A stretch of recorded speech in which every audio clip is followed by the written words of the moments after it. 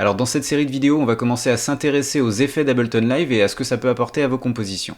On commence avec l'autofilter et l'autopan dans cette vidéo en particulier, et dans celles qui suivront, on s'intéressera au délai simple, au ping-pong délai, à la reverb et à l'arpégiator. Alors dans un premier temps, comment est-ce qu'on intègre un effet à une piste audio ou MIDI? Rien de plus simple, vous sélectionnez votre piste audio, soit vous faites un double clic sur l'effet qui vous intéresse, effet qu'on va retrouver dans notre navigateur dans l'onglet Audio Effects pour les effets audio et MIDI Effects pour les effets MIDI. Donc une fois qu'on a choisi notre effet, soit on double clic dessus et il apparaît juste en bas ici dans notre fenêtre d'information, soit vous faites un glisser-déposer, soit directement sur votre piste audio, soit ici dans la fenêtre d'information, et ça fonctionnera pareil, vous pouvez voir qu'il y a marqué ici, déposer ici les effets audio, donc c'est fait pour. Alors l'autofilter, ça sert à quoi? Plutôt que de vous l'expliquer en théorie, je vais vous le faire écouter, comme ça sera plus parlant. C'est un effet que vous avez déjà entendu partout, donc vous allez tout de suite le reconnaître.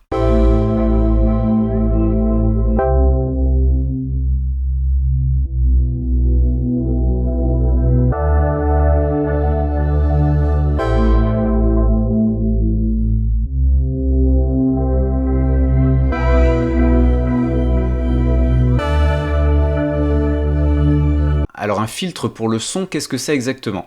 Sans rentrer dans les détails, en fait, si vous vous concentrez sur le petit dessin quand je baisse et que je monte ce filtre, vous voyez qu'il y a un petit rond jaune qui est à l'intérieur d'une courbe orange.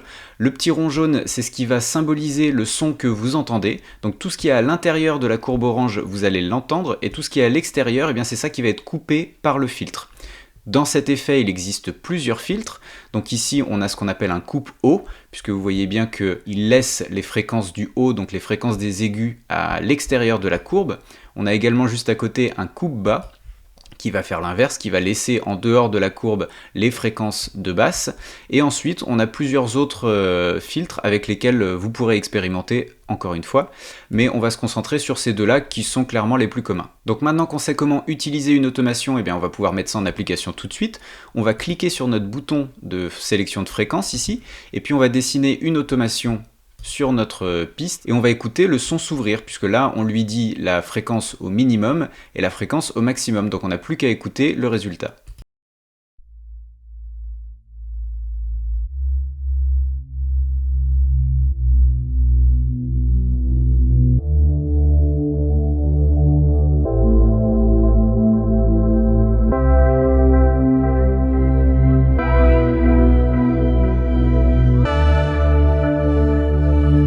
Donc on peut voir ici un effet qui est très efficace pour créer des atmosphères et notamment des modulations dans le son pour le rendre un peu plus vivant. Alors l'utilisation principale de cet effet, ce n'est uniquement que ce bouton de fréquence, mais vous voyez ici également qu'il y a une option LFO S et H. Alors qu'est-ce que c'est? C'est un filtre en fait qui va être automatisé pour créer cet effet qu'on appelle l'effet wobble, donc qui va nous faire des wow wow wow wow wow wow. Donc là je vous le fais à la bouche, mais on va l'écouter tout de suite, ce sera beaucoup mieux. Donc je vous ai préparé une petite automation qui va vous permettre de vous rendre compte un petit peu des capacités de cet onglet LFO. Pour ce qui est des boutons qui sont ici, donc le mount, en gros considérez que quand vous êtes à fond, vous êtes sur on, et quand vous êtes au minimum, vous êtes sur off. Et le rate ici, donc on va avoir deux possibilités.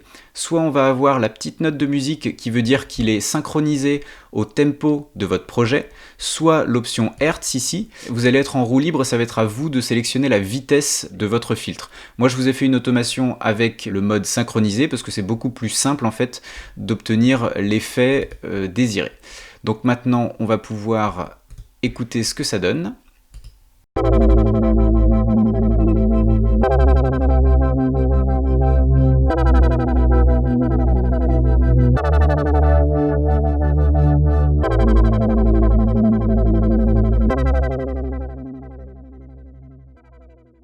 Et donc voilà, donc le son descend automatiquement, c'est pas pour rien, c'est parce qu'en double cliquant dessus, vous pouvez voir que j'ai utilisé la technique que je viens de vous montrer dans l'enveloppe du sample pour faire baisser le son avec l'automation de volume.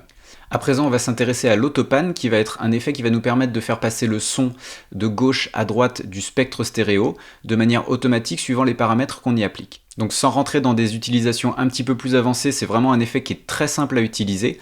On va se concentrer sur 3 paramètres qu'il faut connaître pour l'utiliser immédiatement. Donc le premier, ça va être le mount, qui va gérer la quantité de l'effet qu'on veut insérer à l'intérieur de notre son. Donc vous pouvez voir ici qu'on a des courbes qui se dessinent en temps réel. plus je vais haut, plus les courbes sont grandes, donc c'est assez simple même visuellement de repérer ce que ça fait. Le paramètre rate qui lui va gérer la vitesse en fait à laquelle le son passe d'un côté à l'autre du spectre stéréo. Et enfin, le bouton shape qui lui va déterminer avec quelle fluidité il passe de gauche à droite, soit il va passer d'un coup à droite, d'un coup à gauche, soit ça va être beaucoup plus progressif en fonction de la quantité de shape qu'on applique à nos courbes. Alors évidemment, en théorie, comme ça, c'est un petit peu abstrait, donc ce que je vous propose, c'est de vous jouer le sample en boucle, puis pendant ce temps-là, moi, je vais triturer un petit peu les paramètres, je vous invite à regarder ce que je fais en même temps, et puis à expérimenter de votre côté ensuite.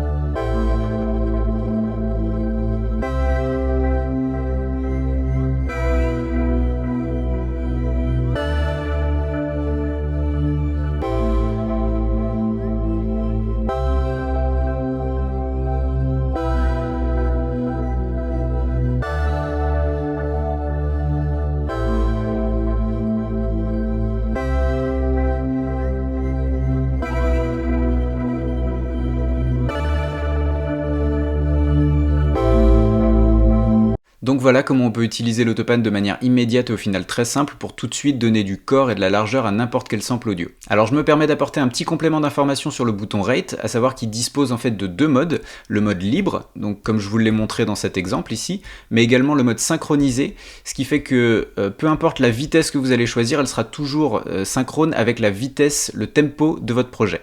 Voilà donc pour nos deux premiers effets, je vous laisse passer à la vidéo suivante quand vous serez prêt. On y verra les différences entre le délai simple et le ping-pong délai.